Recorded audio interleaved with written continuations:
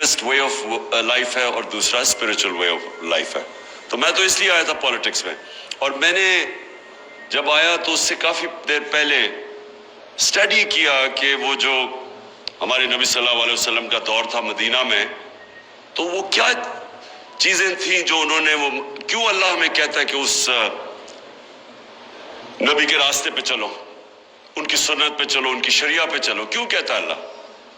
تو وہ میں نے آنے سے پہلے ہی اس نتیجے پہ پہنچ چکا تھا کہ اللہ ہماری بہتری کے لیے کہتا ہے. سارا جو قرآن میں اللہ کا جو اللہ کے جتنے بھی احکامات ہیں وہ ہماری بہتری کے لیے ہیں, کیونکہ اللہ تو بے نیاز ہے, اس کو تو خود کفیل ہے, اس کو تو ہم کوئی فائدہ نہیں اور نقصان پہنچا سکتے. تو ساری چیزیں قرآن کے اندر انسان کی بہتری کے لیے. آپ اس راستے پہ چلیں گے جو آپ نماز میں کہتے ہیں کہ اللہ ان کے راستے پہ چلا جن کو نعمتیں بخشی, ان کے نہیں جو دوسرے راستے پہ چلے گئے, وہ ہماری بہتری کے لیے ہے. سو اس لیے جو وہ مدینہ کی ریاست کے 3 اصول تھے وہ لے کے چلا تھا آج سے میں 26 سال پہلے. خودداری, کبھی ایک مسلمان معاشرہ کسی کی غلامی نہیں کرتا, یہ سب سے پہلے لا الہ الا اللہ, یہ آپ کو خوددار بناتا ہے. دوسرا کہ انسانی معاشرے میں انسانیت ہوتی ہے, جانوروں کے معاشرے میں سروائیول آف دا فٹسٹ ہوتی ہے. انسان فرق یہ اس طرح ہے کہ وہ کمزور کی جتنی زیادہ انسانیت اتنی وہ مدد کرتا ہے کمزور کی, جانوروں کے معاشرے میں نہیں ہے. تو یہ سارے پیغمبروں نے بلکہ یہ انسانیت کی بات کرتے تھے. اور تیسری چیز ہے انصاف. یہ 3 فنڈامنٹل پرنسپلز ہیں جس پہ مدینہ کی ریاست کھڑی ہوئی تھی. اس میں اور بھی بہت چیزیں تھیں لیکن ان پرنسپلز کے اوپر باقی چیزیں بنی تھی. تو یہ آج سے 26 سال پہلے میں نے اپنی پارٹی کا منشور رکھا تھا اور تب میں پالیٹکس میں آیا تھا.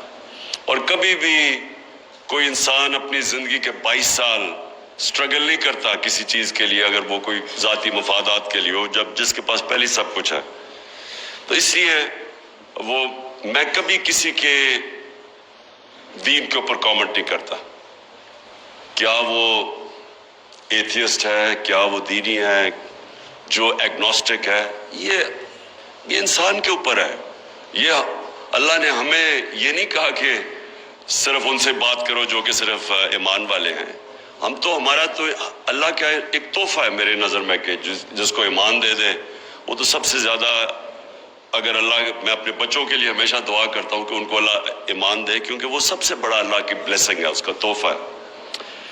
اب میں آتا ہوں جی آج کا جو موضوع ہے, یہ کنیکٹڈ ہے ایکچولی میری جو 26 سال پہلے جس کی وجہ سے میں پالیٹکس میں نام رکھا تھا انصاف کی تحریک, کیونکہ میں اپنے تجربے سے, میں کوئی اسلام کا اسکالر نہیں تھا, میری تو صرف اپنی زندگی کا جو تجربہ تھا, جو ساری دنیا میں دیکھی, کانٹراسٹ دیکھتا تھا. آدھا وقت انگلینڈ میں یونیورسٹی میں گزارتا تھا, یونیورسٹی کے بعد کرکٹ کی وجہ سے آدھا وقت میں پاکستان گزارتا تھا. تو یہ سارا وقت میں موازنہ کر سکتا تھا دونوں معاشروں کا, جو اور شاید لوگ میرے سے بہت عقل والے لوگ ہوں گے لیکن ان کو اس طرح کی اپرچونٹی نہیں تھی کہ جو میرے پاس تھی. تو میں اپنے تجربے کے اس کے اوپر پہنچا اس نتیجے پہ کہ اگر ایک معاشرے کے اندر انصاف نہیں ہے وہ معاشرے میں خوشحالی نہیں آتی. ابن خلدون اپنی جو مسلمانوں کی بلکہ دنیا کا ایک اپنی ٹائم کا جس کو کہتے ہیں فادر آف ماڈرن ہسٹوگرافی, اس سے بڑا کوئی ذہن نہیں تھا. وہ لکھتا ہے کہ میری زندگی کا تجربہ قرآن پڑھ کے بھی اور زندگی کا تجربہ یہ ہے کہ اللہ نے انسان کو زمین پہ بھیجا ہی ایک مقصد سے ہے کہ میری زمین پہ انصاف قائم کرو.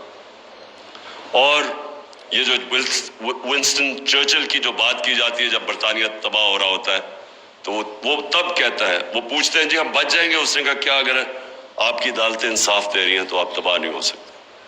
حضرت علی رضی اللہ تعالیٰ کہتے ہیں کفر کا نظام چل جائے گا لیکن نا انصافی کا نظام نہیں چل سکتا.